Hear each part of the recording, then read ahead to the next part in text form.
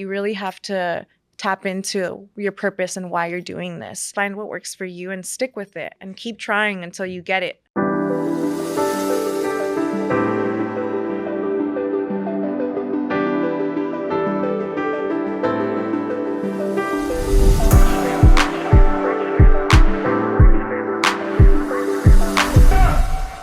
Hey, what's up, everybody? Paul Tully with the FYI Podcast. We're on another episode. We got an incredible guest in the house today. We have Leslie Martinez, fitness trainer, instructor. I've worked with Leslie. She's helped me shed some pounds. She's incredible. We're going to get into her story. She is officially the youngest guest that we've had on FYI, and she's doing amazing things. That's why we asked her to come on, because she inspires us, and I think she's going to inspire you. So let's get into it. Leslie, what's up, man? Thanks, Paul. That was a great introduction. Appreciate that. Of course. Nothing much. I'm happy to be here. It took me a little while to get on here. I think just a little bit of the nerves, but it's my first ever podcast. I'm happy to be doing it. Happy to be here. So let's talk a little bit. So what's going on? You just graduated? Just graduated college? Yes. What? I graduated my bachelor's degree in communication studies and a minor in marketing from California State University of Long Beach. So I'm happy to be proud to be a first generation graduate. Actually the youngest of 3 sisters. So I felt like school has been such like a big part of me, seeing my sisters go after it and also graduate, and then finally being like the last one to get that degree and make my parents proud. So yeah. Oh, that's amazing. So yeah, I was just gonna ask, how are your parents feeling about that, seeing you work so hard and achieve? I think it's definitely very rewarding for them, or to my parents, being that they didn't get to go to college or finish college. It's definitely a milestone, for them. To reach success, you have to have a degree, you have to go to college. So being able to do this, having the opportunity to go to college, being privileged enough to go to college and have my way paid through college, very, very grateful for that. You're still young and you're figuring out exactly where you're going, but like, I know you're passionate about fitness and you train. I mean, I know some of your clients and you train people from all age levels and sizes and injure, and that's service. And thank you for bringing that up, because I've told you this before, like it's always very helpful and appreciative when someone reminds you of how much of an impact you are on other people that you're helping out, because sometimes you don't see it. I feel like we're our biggest critics, we're our biggest enemies.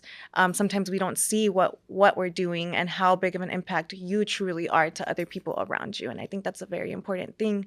Going back to my parents, it's definitely something that they've reminded me time and time again, like how hard they work, because their labor day to day isn't something easy. To be able to see that and then see it transform into something greater and much bigger than that is very, very rewarding, very eye-opening.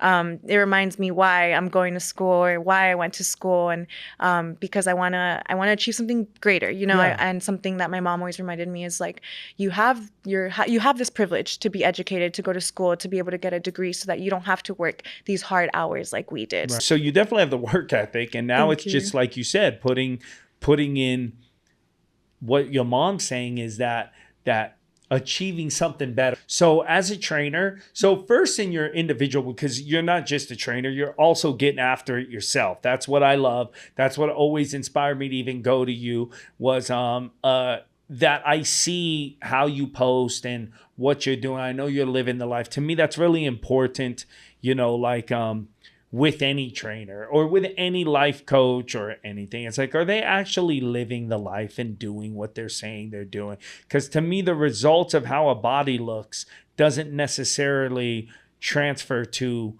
healthy living. Right. So there's a lot of people that look good and they're fit and they're completely unhealthy, and, Right. and they're, drinking and drugging and partying. You're like, that's not the... So in your own life, what motivates you to consistently work on yourself, and how are your diets, and how difficult would you say the diet is to the actual working out? And not that you're perfect, you might drink or party. I'm just saying, like, let's talk about you a little bit, your own Yeah, journey. 100%. I think the diet is the hardest part for me in my personal opinion.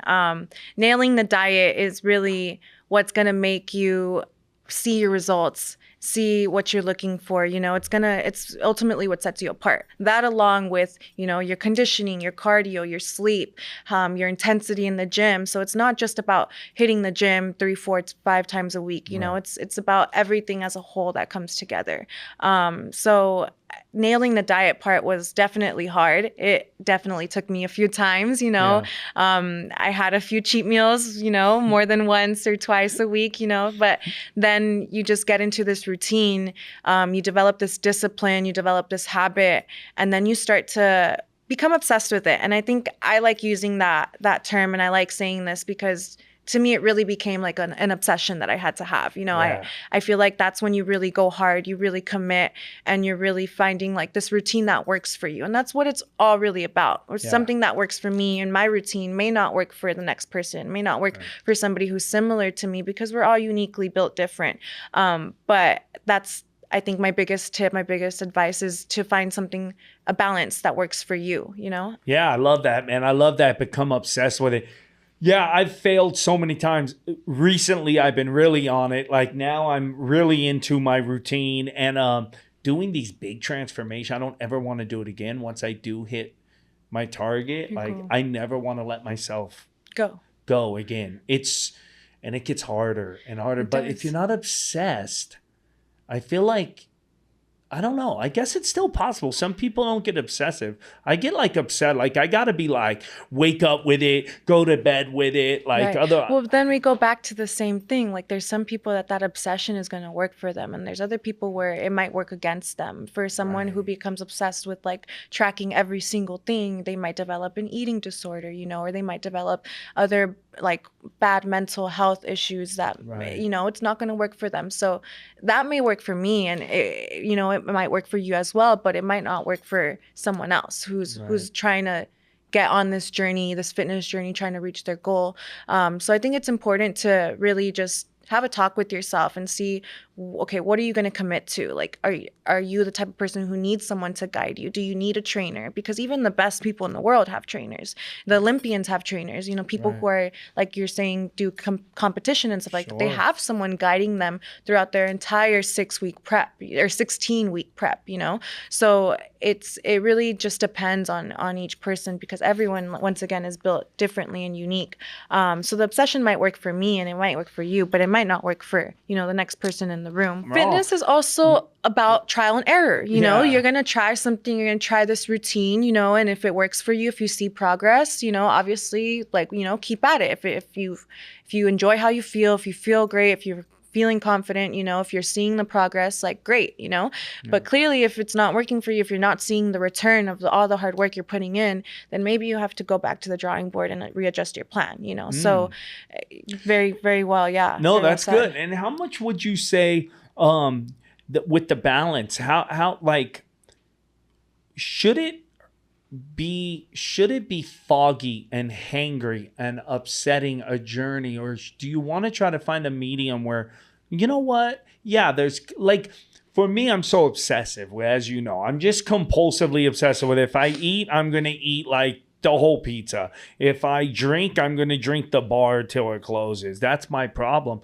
But not everyone's like, how do you find that balance of, or for people out there, like, should it be so intense or should it be a little easier? Like, obviously you got to skip on the pizza today. Maybe you have that on Friday, have a slice, or should it be like, no, like like I have brain fog, and I haven't eaten in 20 hours. Like, what do you recommend? I think there's a few ways to answer your question. For starters, it depends on your goal. So obviously, if you're someone who's trying to lose weight or like lean out a little bit, you want to be in a calorie deficit, but you should never feel like, oh my God, you're going to pass out, or I feel so dizzy, I need to sit down put my day on pause, because I don't feel well because I haven't eaten in hours. No one should feel that way. Okay. Everyone deserves to have food, so that's for starters. It really just does depend on your goals. So let's say, like I said, if you're in a deficit, you want to, or if you're trying to lean out, you want to be in a deficit. You want to make sure that you're eating lean foods,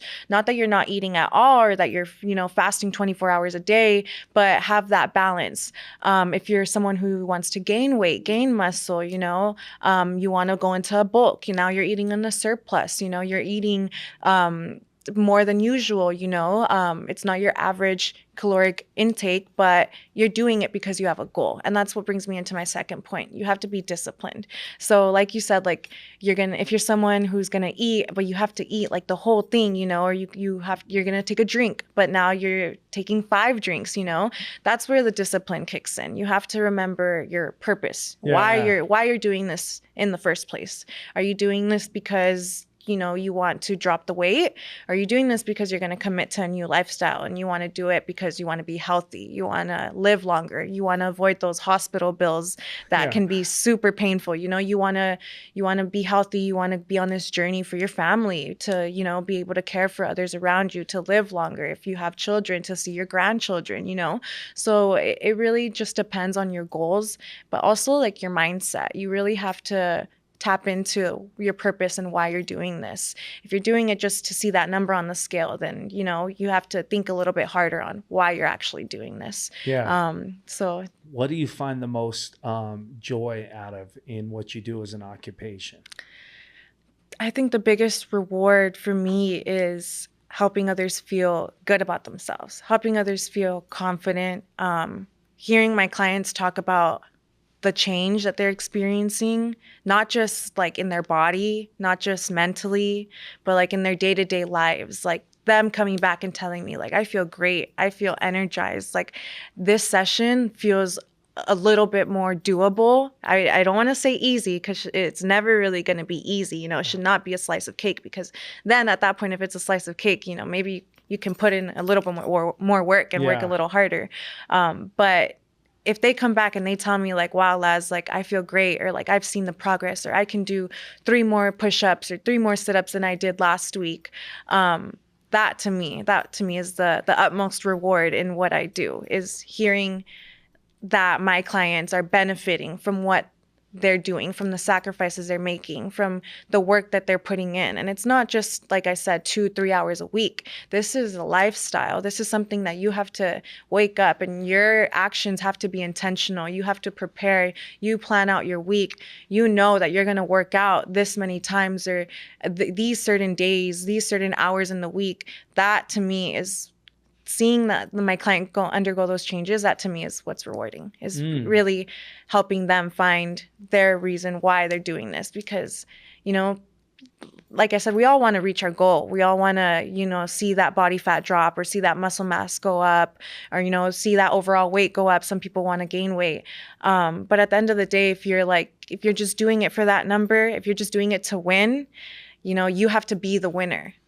You have to be the winner. You have to want to be the winner, You're not a loser, but you can lose the game for sure. Doesn't make you a loser, but you lost. I'm okay. We could say that. I've lost many times. And it's okay. And it's okay. And look where you're at now, right? I mean, I'm on. Look at this. Our losses, our failures is also what defines us. Absolutely. Yeah. I think that's so important. I mean, that's a whole nother conversation. Yes, absolutely. Like we win and we lose. And that's the point. It feels better to win. And you're right. But in life, we said that, right? I mean, entrepreneurs, we said that all the businesses that failed are losses, but those ones that win. So, yeah, that's important for us, I think, to be able to own. I think those setbacks are what make you getting your result feel a lot more, how do I say this? Like, it makes you feel a lot more accomplished. Yeah. Like, imagine just kind of going from point A to point B.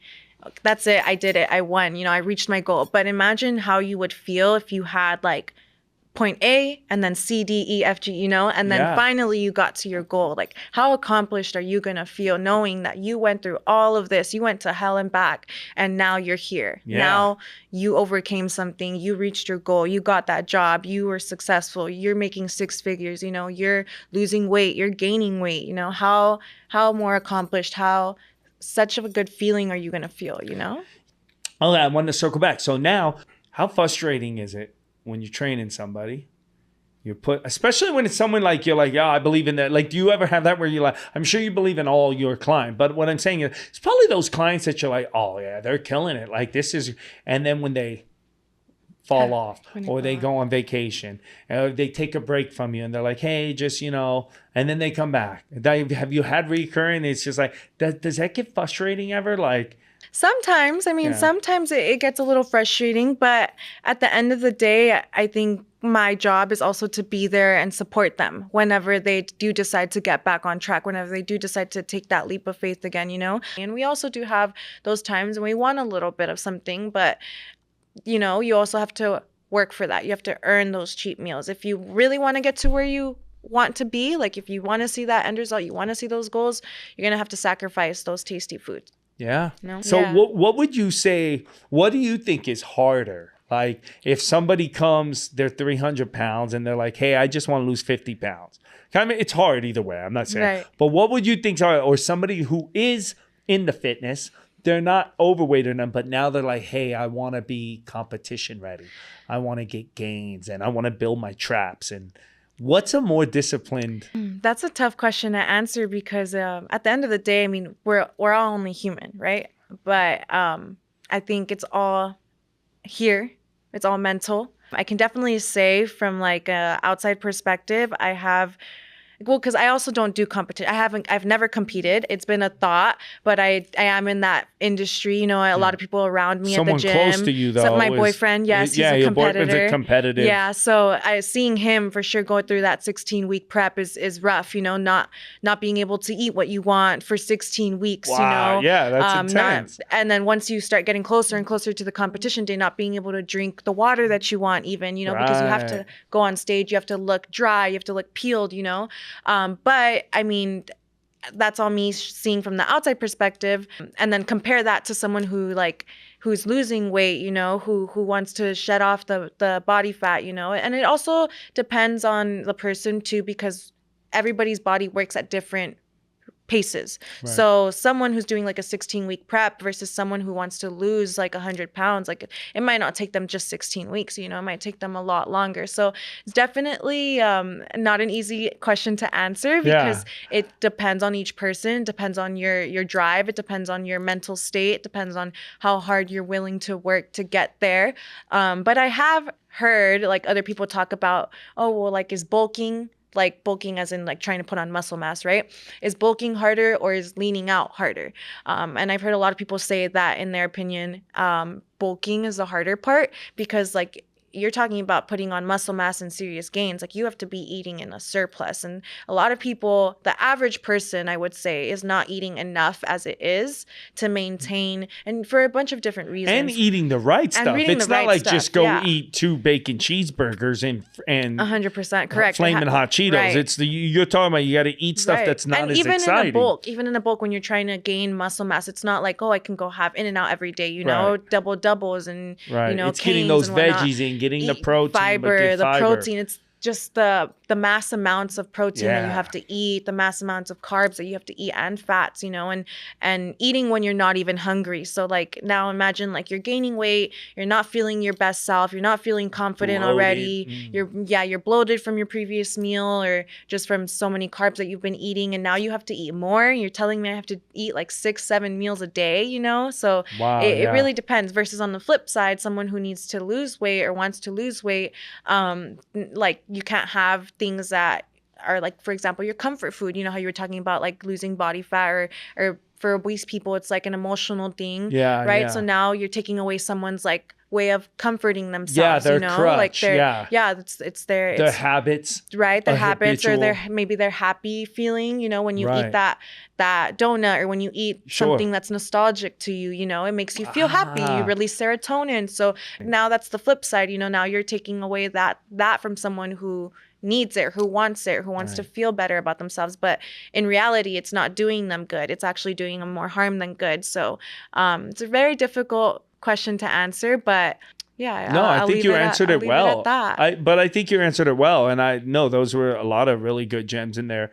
Either one you're doing, whether you're bulking or trying to do a huge transformation by losing weight, like we said earlier, takes an insane amount of dedication discipline and hard work. So really, regardless, because if you're an obese person trying to lose all this weight, like you said, you have all these reasons why you got to that level that you have to battle. If you're a smaller person trying to bulk up to this next level, you're going against your genetical pattern anyways, almost, right? Because you're smaller. Like, I don't know your boyfriend, but I'm saying if he's bulking up for, was he cutting or whatever he's doing, probably he's changing his body from whatever his structure is, which is something difficult. Something that you're not used to. And I think it's just something that I thought of right now. It's like, you know, that saying, like, you're going to grow where you feel most uncomfortable.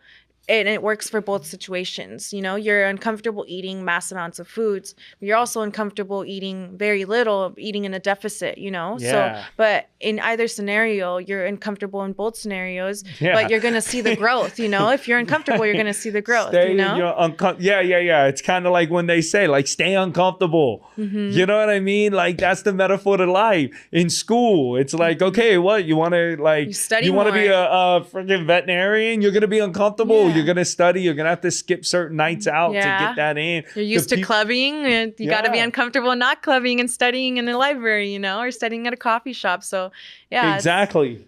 That's what I'm going to take from this. Stay uncomfortable. And you're going to, through your uncomfortability and your dedication, you're going to get to a place you've never been. You have to do things you've never done. It's 100%. Like, you know what I mean? It's like, bro, you want to lose 100 pounds and be 180 when you're 280? Well, you're going to be completely different. You're going to feel different. And you're putting your clothes on, it's different. When you bulk up, it's like, everything feels different. It's going to feel uncomfortable. And the same thing goes for other aspects of life too. Like if you want to get that promotion, you know, you're going to put in the work more than out of the ordinary, you know, like more than what you're doing already. You're going to work a little bit harder. You're going to brainstorm new ideas. You know, you're going to create that resume, you know, you're going to update your resume.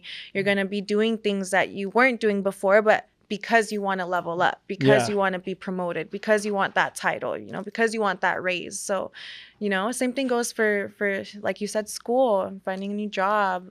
Like I mentioned before, like getting that car, buying that bag that you want, living a certain lifestyle that you want, you know? And going back to something that you mentioned before about like when I see my clients kind of fall off and get back on, I've been there, you know, I've fallen off too. I've fallen off track. And I feel like it's very, like I can relate to a lot of my clients too, because I was not always fit. I mean, I hate to say I'm fit, but I was not always fit. I was not always looking like how I am now. Were you chubby? Were you?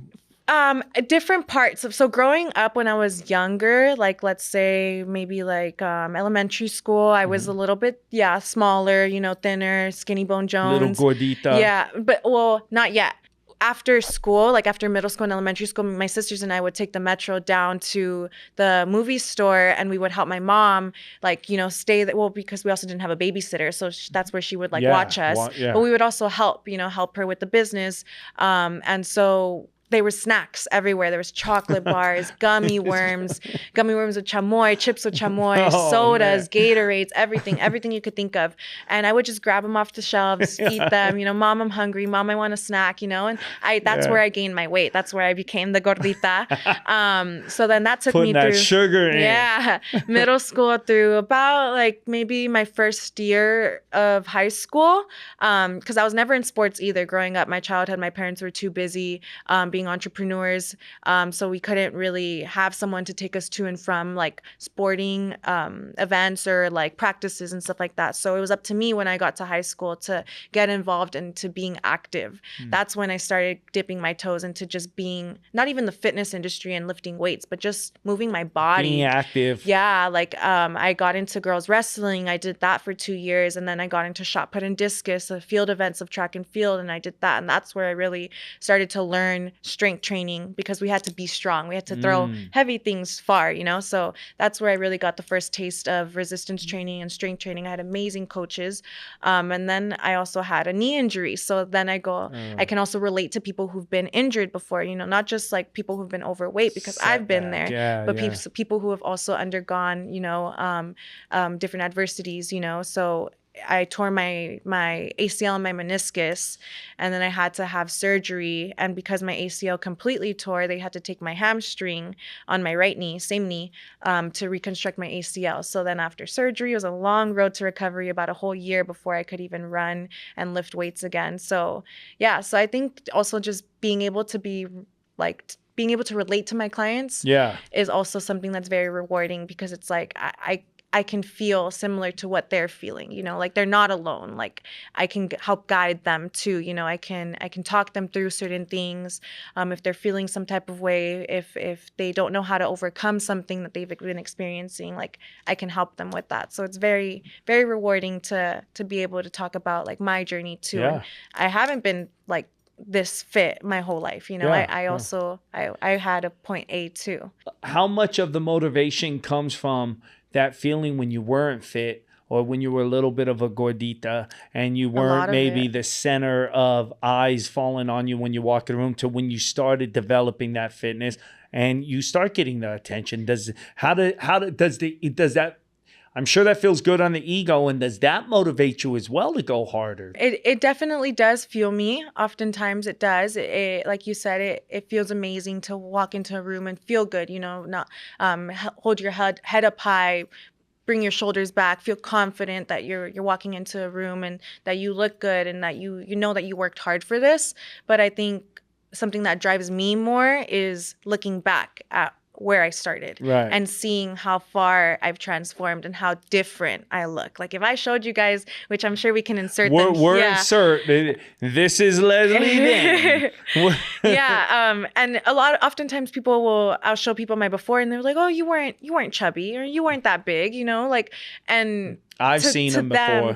to them, I may not be like, I may not look that big, or I may Yeah. not look that chubby, but to But me, to like you felt it was like the heaviest I had been in my life, or it was the most unfit I had been in my life. It was when my clothes my pants didn't close on me, or I Yeah. didn't feel like I looked good in this, in this dress or in these jeans, So Did you look at other women and be like, that did have those bodies that you wanted to have, and be like, and feel inadequate at times? And feel yeah, there's so- always going to be, those times where you want to compare yourself to other people, but I think that's not healthy, but it's still I think what I'm trying to get at, I still think that's okay to look at someone and be like, you know what? I I'm don't inspired. feel like them, Yeah. but I'm inspired and I can Yeah. have that body Yeah. because that's the body I want. I think that's important for people to know that you can. Yeah. I mean, to an extent. Some an extent, bodies, I mean, 100%.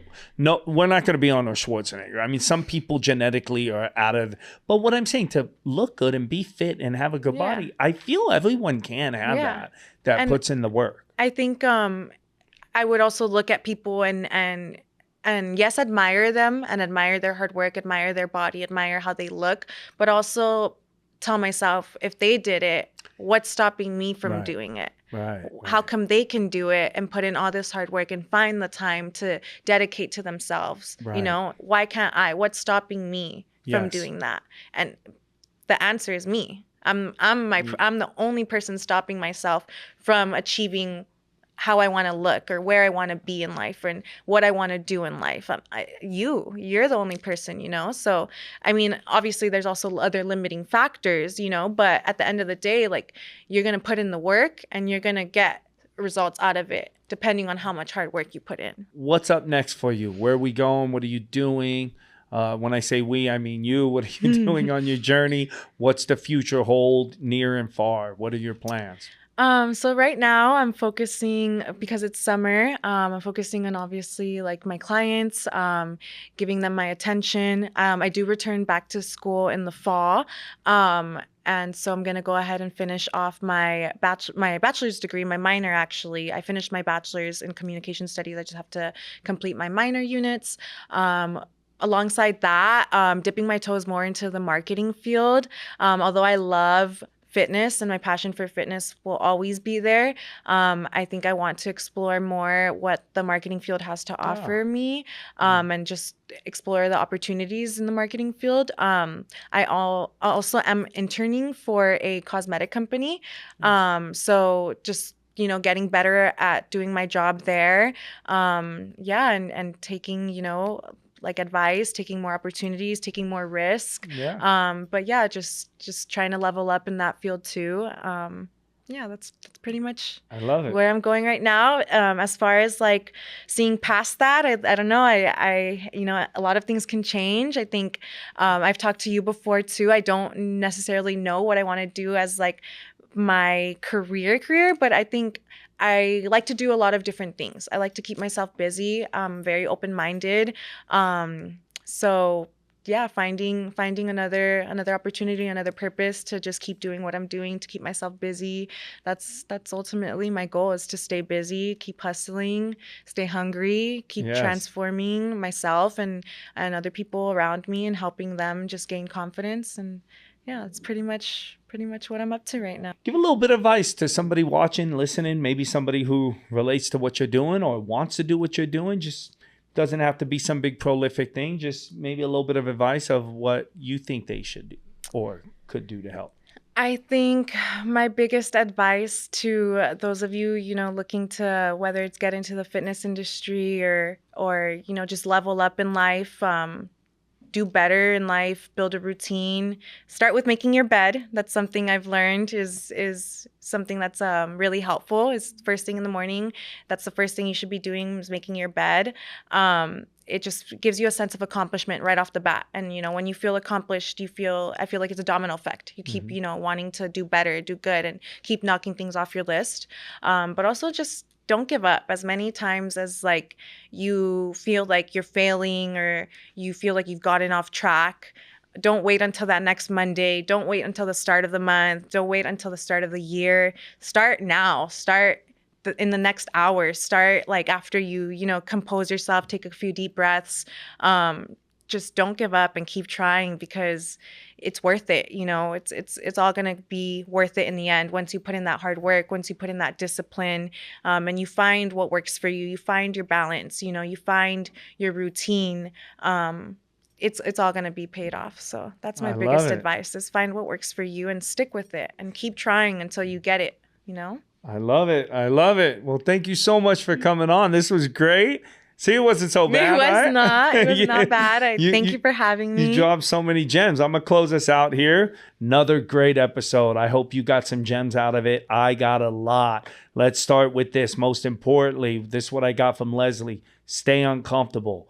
Never believe you can accomplish nothing. No matter how many times we fail, it's about getting back up the next day and continuing to go. What I got from Leslie, we talked about her parents immigrating here and the hard work they did and that they put into the world to give her and her sisters opportunity. She lives in gratitude. I love that. I love that she said, I'm so grateful for the opportunities that I have and the privileges that this country provides for me. Her parents couldn't be more proud. Every ounce of dedication and sacrifice that her parents put out are rewarded. Look at this. This is living proof that we sometimes need to sacrifice for the people we love to succeed. And through their succession means we're succeeding. So her parents are not living in vain. They have accomplished what we call the American dream. That's what it's about.